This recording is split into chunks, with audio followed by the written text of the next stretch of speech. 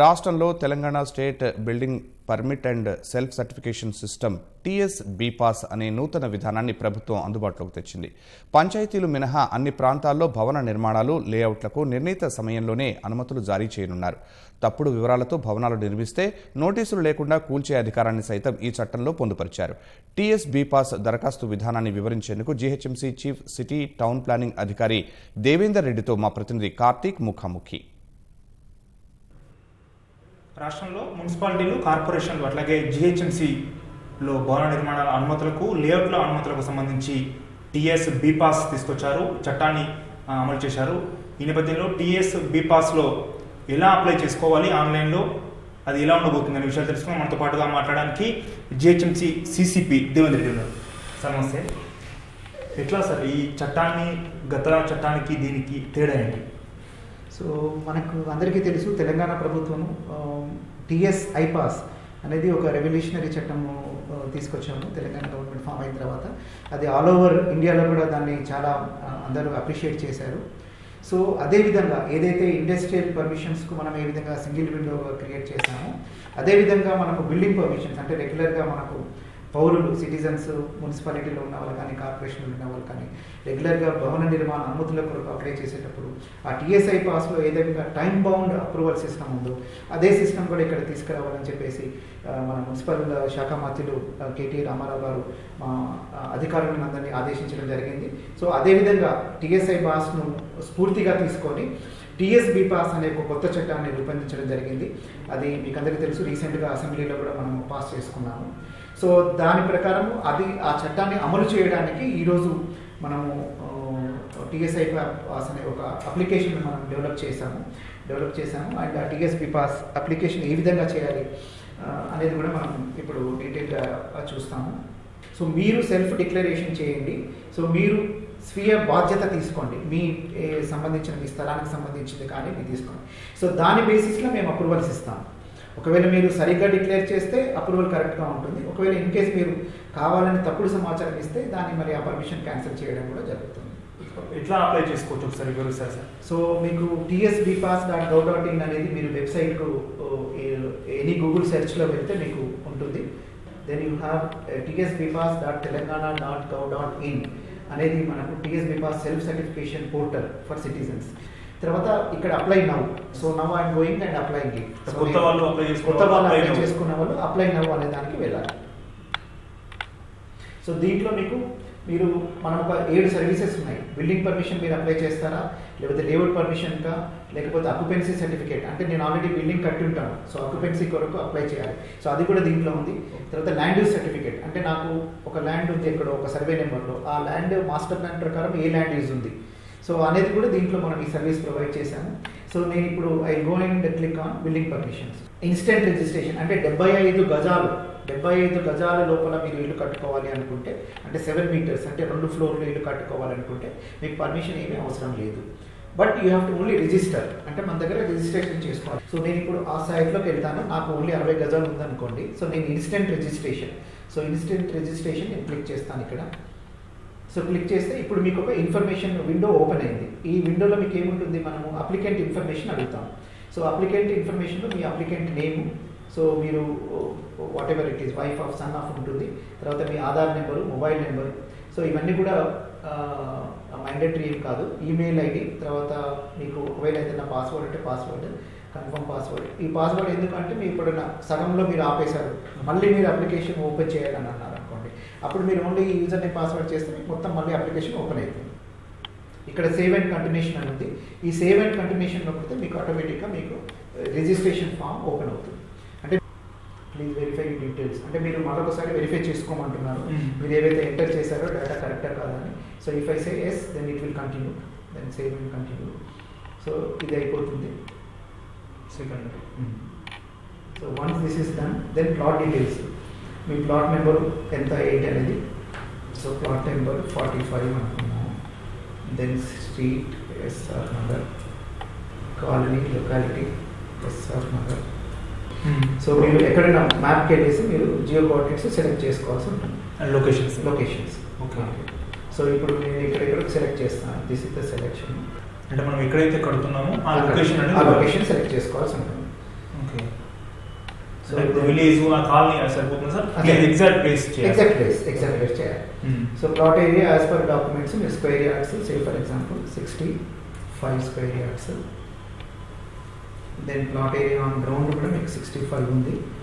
Okay, then side photographs మీరు ఒకటి ఏదైనా అప్లోడ్ చేయాల్సి ఉంటుంది ఫోటోగ్రాఫ్. సో నేను just see any pictures anything whoever. ఇప్పుడు నేను అప్లై చేస్తున్నాను కదా, సో నాకు సంబంధించిన రిజిస్ట్రేషన్ డాక్యుమెంట్, సో అదొకటి అటాచ్ చేయాలి ఉంటుంది, అదొకటి మాత్రం కంపల్సరీ. సో ఇప్పుడు మనం ఏం చేసామంటే ఇప్పుడు ప్లాట్ డీటెయిల్స్ ఎంటర్ చేసాం. సో ఇప్పుడు నా ఓన్లీ ప్లాట్ డీటెయిల్స్ అయిపోయాయి.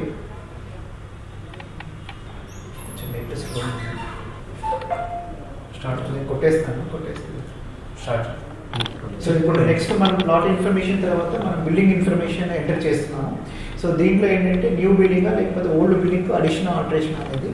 సో అదేవిధంగా రెసిడెన్షియల్ బిల్డింగ్ నాన్ రెసిడెన్షియల్ అని ఉంది. సో నేను ఇప్పుడు ఇండివిజువల్ రెసిడెన్షియల్ బిల్డింగ్ సెలెక్ట్ చేసుకున్నాను, న్యూ బిల్డింగ్ కింద సెలెక్ట్ చేసుకున్నాను. ఇక్కడ 65 గజాలు, నేను ఇంతకు చెప్పినట్టు నా ప్లాట్ ఏరియా 65 గజాలు. నెంబర్ ఆఫ్ ఫ్లోర్స్ ఇప్పుడు నేను గ్రౌండ్ ప్లేస్ 2 floors కట్టుకోవాలనుకున్నాను. గ్రౌండ్ ప్లేస్ 1 upper floor అంటే 2 floors.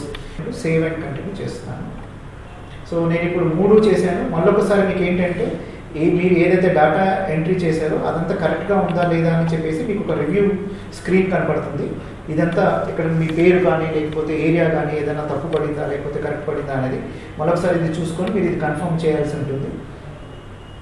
సో దీంట్లో ఏంటంటే ఈ సెల్ఫ్ డిక్లరేషన్ అనేది ఇప్పుడు ఇంతకుముందు చెప్పాను కదా, ఒక సెల్ఫ్ డిక్లరేషన్ అనేది మీరు ఇవ్వాల్సి ఉంటుంది. సో దీంట్లో ఒక చెక్ లిస్ట్లో ఐఎమ్ ది ఓనర్ అంటే నేను ఎవరైతే సో ఉన్నారో ఈ ప్లాట్ నాదే, దేర్ ఆర్ నో అదర్ క్లెయిమెంట్స్ అంటే డిస్ప్యూట్స్ కానీ ఏం లేవు కానీ అనేది ఫస్ట్ వన్. సో దీంట్లో నేను క్లిక్ చేయాలి, yes I'm undertaking I'm saying that I'm the owner and there is no other dispute. అదేవిధంగా నేను గ్రౌండ్ ప్లేస్ 1 floorకి అప్లై చేశాను, అంతకన్నా ఎక్కువ నేను కట్టను. సో గ్రౌండ్ ప్లేస్ 1 floor వరకే కడతాను అని చెప్పేసి అది కూడా ఒక అండర్టేకింగ్ తీసుకుంటున్నాను. ఒకవేళ ఏదైనా నేను తప్పుడు అండర్టేకింగ్ ఇస్తే GHMC or local authority can take action అనేది కూడా ఒక పర్మిషన్ లాగా అతని ఈ అండర్టేకింగ్లో అతను ఇస్తారన్నమాట. అదేవిధంగా 1 rupee మనం ఏదైతే రిజిస్ట్రేషన్కు ఛార్జ్ చేస్తున్నామో నేను I pay this 1 rupee at the time of property tax అని చెప్పేసి కూడా ఉంటుంది. So these are all general conditions. ఇవన్నీ నేను క్లిక్ చేసిన తర్వాత then I will say that submit అని కొడతాను. So once we this then we'll submit అని చెప్పి కొడతాను. So congratulations, now you have successfully entered. So మీరు ఈ సర్టిఫికేట్ ఏదైతే రిజిస్ట్రేషన్ ఉందో ఇప్పుడు మీరు ఇది డౌన్లోడ్ చేసుకోవాలి, డౌన్లోడ్ అవుతుంది. So this is the registration. ఇప్పుడు ఏదైతే మనం అప్రూవల్ అంటున్నామో ఈ 75 గజాల వరకు ఈ self registration certificate of registration for building construction. ఇది కూడా ఈ కన్సర్న్డ్ డిప్యూటీ కమిషనర్ ఎవరైతే ఉన్నారో మనం ఎవరికైతే అప్లై చేసామో అతని పేరు మీదనే సిగ్నేచర్ మీదనే వస్తుంది. Even though he has not seen but the computer will generate in their name. So this is a valid document for all banking purpose కానీ లోన్స్ కానీ అన్నిటికీ కూడా ఇది వ్యాలిడ్ అవుతుంది. ఇదే విధంగా 75 to 200 కూడా ఇదే విధంగా. దానికి దీనికి తేడా ఏంటంటే అక్కడ మనం ఫీ పే చేయాలి. ఫీ పే చేసిన తర్వాత ఇలాంటి సర్టిఫికేట్ 200-600 వరకు ఎట్లా ఉంటుంది సార్? 200 నుంచి 600 సేమ్ అంతే. 75 నుంచి 600 స్క్వేర్ యార్డ్స్ వరకు అప్ టు 3 floors వరకు ఈ సెల్ఫ్ సర్టిఫికేషన్ అప్రూవల్ ఉంటుంది. 75 గజాల నుంచి మనకు 600 గజాల వరకు 3 floors అంటే 10 meters కట్టే వరకు మనకు అవి సెల్ఫ్ సర్టిఫికేషన్ బేసిస్లో అప్రూవల్ జనరేట్ అవుతుంది. ఇప్పుడు ఏ విధంగా అయితే నేను ఇప్పుడు అప్లికేషన్ ఎంటర్ చేశానో అదేవిధంగా సేమ్ సిమిలర్ వేలో మీరు ఎంటర్ చేయాల్సి ఉంటుంది. సో ఇదంతా కూడా క్లియర్ టైటిల్, క్లియర్ ల్యాండ్ అని చెప్పేసి ఒక సెల్ఫ్ డిక్లరేషన్ మీరు ఇస్తారు. ఆ చెక్ లిస్ట్లో చెక్ బాక్సెస్ ఉంటాయి, ఆ చెక్ బాక్సెస్లో మీరు టిక్ చేయాల్సి ఉంటుంది. సబ్మిట్ కొట్టిన తర్వాత ఫీ విల్ బి జనరేటెడ్. ఎందుకంటే 75 స్క్వేర్ యార్డ్స్ తర్వాత మాత్రం ఫీజు కట్టాలి. సో వన్స్ మీరు ఈ ఫీ జనరేట్ అయిన తర్వాత మీరు ఫీ పే చేసేస్తే ఆటోమేటిక్గా మీకు ప్రొసీడింగ్స్ జనరేట్ అవుతుంది. So these proceedings will be valid అన్నట్టు. It's almost like a building permission. మీరు ఎక్కడన్నా లోన్ గిన్ తీసుకోవాలన్నా కానీ this permission is valid. But apartments కానీ వాణిజ్య భవనాలకు కానీ ఏముంటుందంటే మున్సిపాలిటీకి బిల్డింగ్ పర్మిషన్ కన్నా రాకుండా ముందు అతను వేరియస్ ఎన్ఓసీస్ అంటే ఫైర్ ఎన్ఓసీ కానీ లేకపోతే ఒకవేళ వాటర్ బాడీ దగ్గర ఉంటే ఇరిగేషన్ ఎన్ఓసీ కానీ లేకపోతే రెవెన్యూ నుంచి ఏదైనా క్లియరెన్స్ యూఎల్సీ టైప్లో ఏదైనా క్లియరెన్సెస్ తీసుకోవాలి, అవన్నీ కూడా ఉంటాయి. సో ఇప్పుడు ఈ టీఎస్బీ పాస్ చట్టం ద్వారా ఈ పోర్టల్ ద్వారా మనం చేస్తున్నది ఏంటంటే సో ఈ హ్యాస్ టు ఇండిపెండెంట్గా ప్రతి ఆఫీస్కు అతను వెళ్ళాల్సిన అవసరం లేదు. సో అతను అప్లై చేసేది టీఎస్బీ పాస్ పోర్టల్లోనే అప్లై చేస్తారు. సో టీఎస్బీ పాస్ పోర్టల్ నుంచి it will go to the different departments. So each department will give their clearance, either rejection or approval within that time. So based on that, final approval will be given within 21 days. దీనికి మీరు time bond ఒకవేళ time bond లోపు చేయకుంటే after next ఎలా ఉంటుంది? So 2 ఉంటాయి. ఒకటి ఏంటంటే 21 days లోపల మనము ఏదైనా ఇన్ఫర్మేషన్ అంటే అడిషనల్ ఇన్ఫర్మేషన్ ఏదైనా అడగాలి అనుకుంటే ఫస్ట్ 10 days లోపల అడగాలి. That shortfall will be only one shortfall, అంటే entire all departments put together ఒకటే ఒక షార్ట్ ఫాల్ ఇవ్వాల్సి ఉంటుంది. So there will not be multiple shortfalls ఇవ్వడానికి కుదరదు అన్నట్లు. సో అదేవిధంగా 21 daysలో సపోజ్ ఒక పర్టికులర్ ఆఫీసర్ డిలే చేశారు, లేకపోతే ఇంకా ఎక్కడైనా డిలే అయింది అనుకుంటే 22nd day రోజు ఆటోమేటిక్గా మీకు డీమ్డ్ ప్రొవిజన్ కింద fee will be generated and fee will be intimated to the applicant. So అతను పే చేసేస్తే ఆటోమేటిక్గా permission will be generated. But ఎవరైనా పర్టికులర్ ఆఫీసర్ డిలే చేయడం వల్ల అది డీమ్డ్ క్లాజ్ కింద వెళ్తే అతని ఆఫీసర్ మీద కూడా యాక్షన్ ఉంటుంది, అతని మీద కూడా పెనాల్టీ ఉంటుంది, అతని మీద డిసిప్లినరీ యాక్షన్ కూడా చేసే ప్రొవిజన్ ఈ యాక్ట్ కింద మనం పెట్టుకున్నాం. అదర్ దన్ గ్రామ పంచాయతీస్ కాకుండా అర్బన్ డెవలప్మెంట్ అథారిటీస్ కానివ్వండి, Hyderabad metropolitan development authority area కానివ్వండి, తర్వాత మున్సిపాలిటీస్, మున్సిపల్ కార్పొరేషన్స్, వీటన్నిటికీ కూడా ఈ టీఎస్పీ పాస్ చట్టం వర్తిస్తుంది. ఈ పోర్టల్లో దే కెన్ అప్లై. సో సింపుల్గా మీకు ల్యాప్టాప్ కానీ కంప్యూటర్ ముందులో పెట్టుకొని ఇప్పుడు మనం చూసినట్టు హార్డ్లీ ఒక 5 minutesలో నేను అప్లికేషన్ ఫిల్ చేయగలిగాం కదా.